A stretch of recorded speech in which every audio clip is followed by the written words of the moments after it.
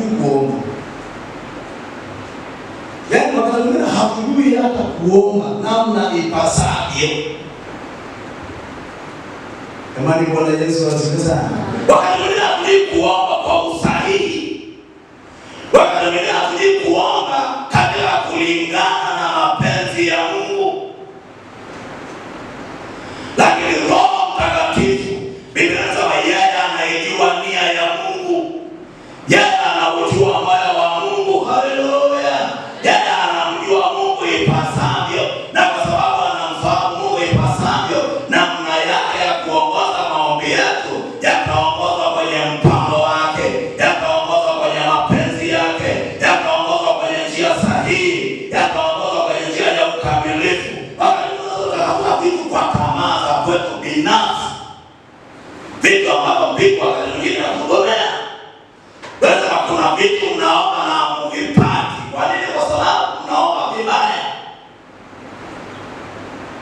Imani Bwana Yesu atusaidie. Kuna kuomba vibaya.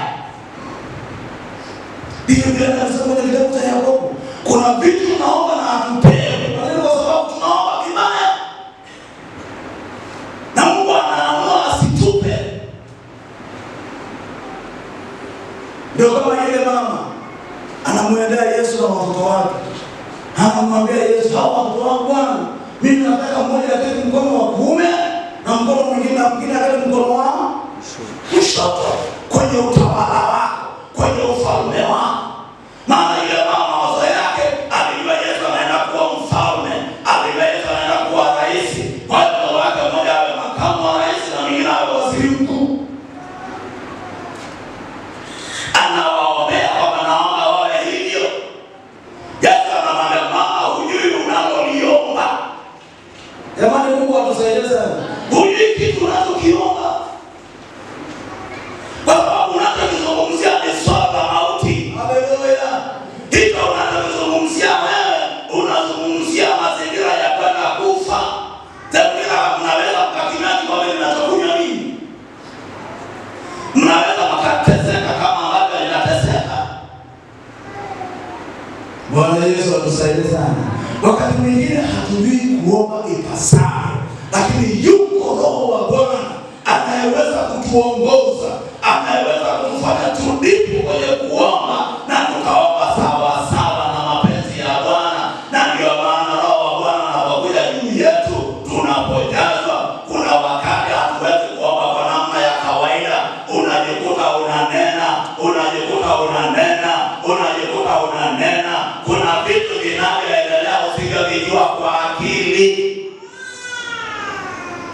Kama akili yako haina matunda, kama ni kitu gani kinachoendelea, lakini kuna upendo, kuna maombi, kuna mashambulizi, kuna vitu vinavunjika, kuna vitu vinavyoendelea katika lugha ya Roho Mtakatifu ambao mbingu inaielewa.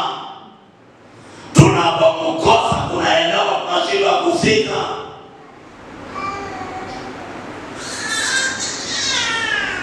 Bwana Yesu asifiwe. Kuna maeneo tunashindwa kufika kabisa. Tunahitaji kumfahamu. Na si kumfahamu tu, kumpokea. Na si kumpokea tu, kuishi naye na kutembea naye. Awe rafiki wa karibu, anayetakiwa ushauri, anayetakiwa maelekezo. Unajua, sisi ni wepesi kutafuta ushauri kwa watu. Lakini ni mara ngapi tumerudi kwa Mungu kuhitaji ushauri? Kwamba Bwana, hapa nifanye nini? Unajua Biblia inasema Yesu ni mshauri wa ajabu. Biblia inasema kwamba Mungu ni mshauri. Ndio maana Biblia inasema nitakufundisha, nitakuongoza katika njia mpasa kuiendea.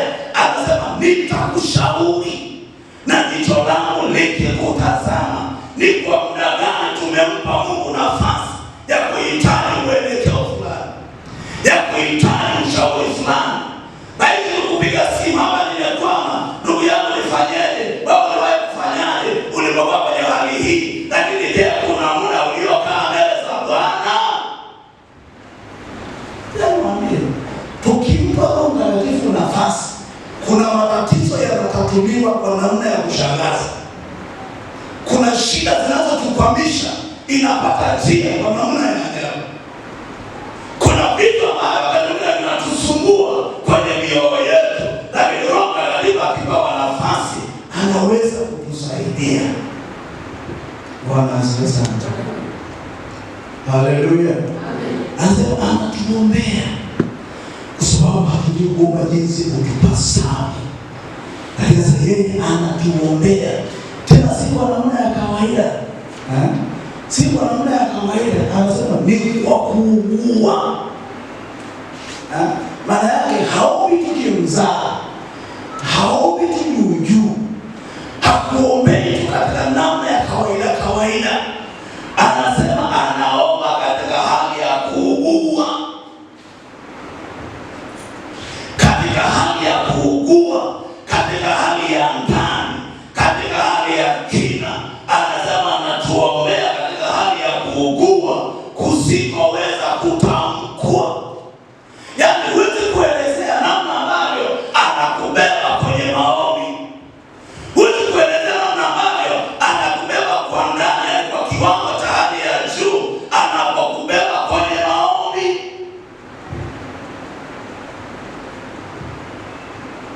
Na ngoja niwaambie, kuna watu waliugua, kuna watu waliomba kwa ajili yao na wewe unawafahamu. Angalia jirani yako. Ndio kuna watu wamekuwa wakiomba kwa ajili yao na hawakujui. Jamani, Bwana Yesu asifiwe sana. Kuna watu wakati mwingine wamekosa kulala, lakini wanapata mzigo. Roho Mtakatifu anawekeza mzigo kwenye mioyo yao, anashika kulala na si kulala tu. Wakati mwingine anaamrishwa mpaka anafunga, anaomba kwa ajili ya watu wengine asiowajua, lakini anasikia kuomba kwa ajili ya watu. Na kuna wakati mwingine Roho Mtakatifu anataka kuomba hata kwa ajili ya watu ambao tunawafahamu, na unasikia kuomba kwa ajili yake, unasikia mzigo na unaomba mpaka unashindwa kuelewa ana shida gani, maana uelewe analo jambo gani, lakini unasikia kumwombea kwa mzigo na kwa uzito. Mpaka inabidi umtafute rafiki, kuna changamoto gani? Nimekuwa na mzigo wa kukuombea, una hali gani? Na unagundua kuna vitu anavyovipitia. Na anakwambia rafiki, acha tu hiyo kipindi, kuna mambo nilikuwa napitia, kuna mlima nilikuwa napanda. Hebu angalia jinsi ambavyo Roho Mtakatifu ni rafiki wa karibu. Hebu angalia jinsi ambavyo Roho Mtakatifu hutujali. Roho Mtakatifu anatupenda. Wakati mwingine hatujui. Kuna watu waliotuzunguka, kuna watu walioinuliwa, lakini yeye anajua ni nani atabebeshwa mzigo ili mpaka uvuke. Yeye hutuombea. Amen. Jamani, Bwana asifiwe sana. Yeye anatuombea. Katika Mungu anafikiri tu kama umebaki peke yako, haujabaki peke yako. Hakuna Mkristo anayebaki peke yake. Hakuna, sema hakuna. Hebu sema tena hakuna. Hakuna. Wewe unafikiri tu umebaki peke yako, lakini hauko peke yako. Roho wa Bwana yupo, mbingu ipo, na wako wengine waliokuzunguka usiowafahamu, lakini siku zote wanakuinua mbele za Bwana. Siku zote kuna waombezi, siku zote kuna watu wenye mzigo.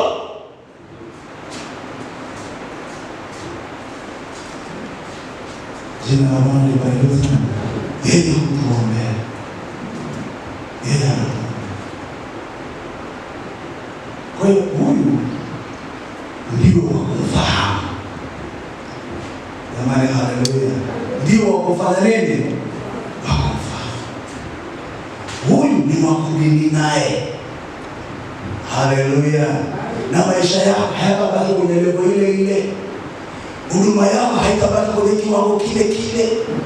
Maisha yako hayatabaki kwenye kiwango kile. Kwa nini? Si moja wapo ambao kanisa la kwanza waligundua ni kumtegemea Roho Mtakatifu.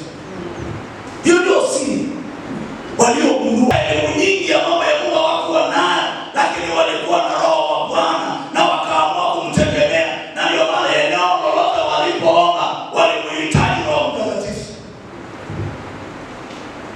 Na ilikuwa ni agenda kuu. Petro anazana na swali la kwanza na wao baada ya kuokoka, mlimpokea Roho Mtakatifu. Mmejazwa Roho Mtakatifu, mmenena kwa lugha, mna Roho Mtakatifu.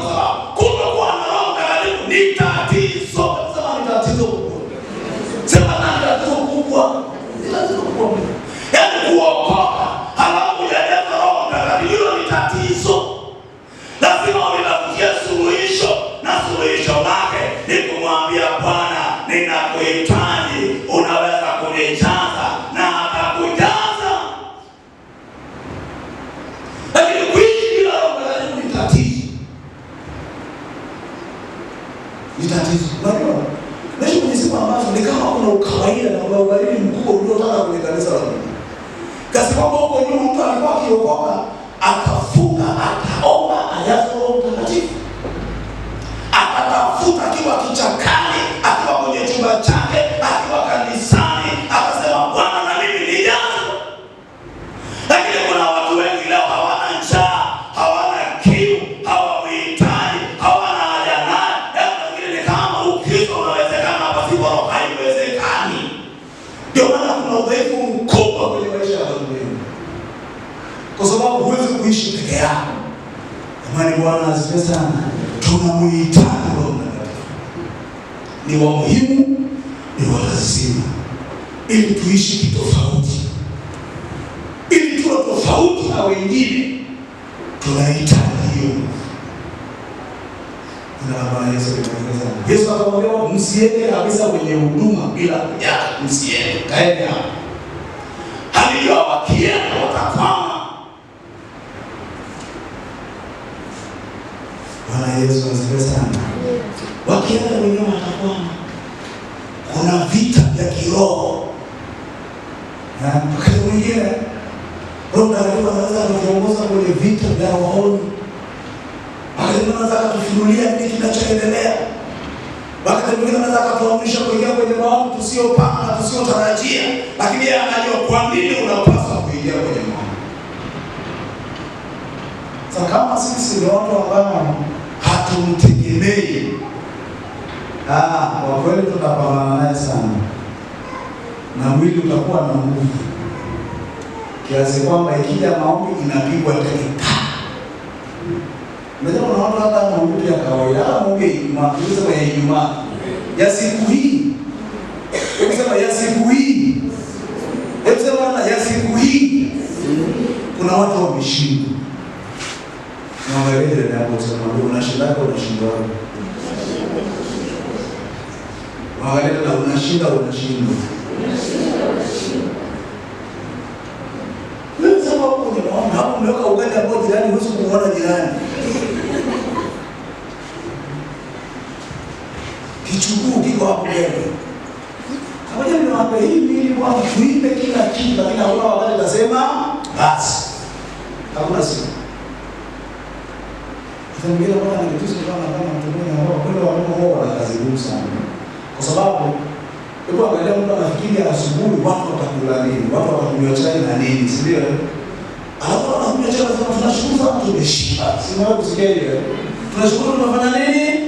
Tumeshiba. Na wanakuombea baraka kabisa. Mungu akubariki sana. Mungu akuzidishie, maana wafanya nini? Lakini dakika chache zinazokuja inafikiriwa swala la sasa. Kwa hiyo ndio anayeshukuru na ameshiba. Hakuna atashukuriwa na kitu kama hiyo, lakini baada ya muda fulani jioni na baada nini? Maisha ya kila siku ya kufikiri asubuhi, ya kufikiri mchana, ya kufikiri usiku. Na mwili hausemi basi. Na tunaupambania. Hebu sema tunaupambania. Hata ugali wa jana weka. Hote nitulie. Yaani tunang'ang'ana kwa vivyote liwavyo, lakini kitu kingine. Sasa rafiki, huku nani kukoje? Mwambie huku nani kukoje? Unajua kuna watu kama tungeweza tukatoa roho ya mtu tukaisimamisha hapa, tukauweka na mwili hapa, kuna roho zimekonda huwezi kuviangalia. Yaani vimekonda, viko hoi, huwezi kuvitazama. Kwa nini? Kwa sababu hakijapewa chochote. Maombi hakuna, asubuhi hakuna, kusoma neno hakuna, hata maombi hakuna.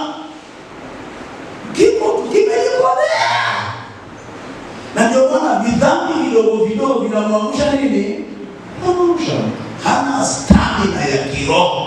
Maana sehemu ya rohoni haijapewa nafasi. Bwana Yesu atusaidie sana. Roho Bwana aweza akatuwezesha, akatuimarisha, akatufanya kuwa na nguvu na tukafanikiwa. Haleluya. Mungu awabariki sana. Bwana muda umepita hapa kuliko siku zote. Basi tusimame.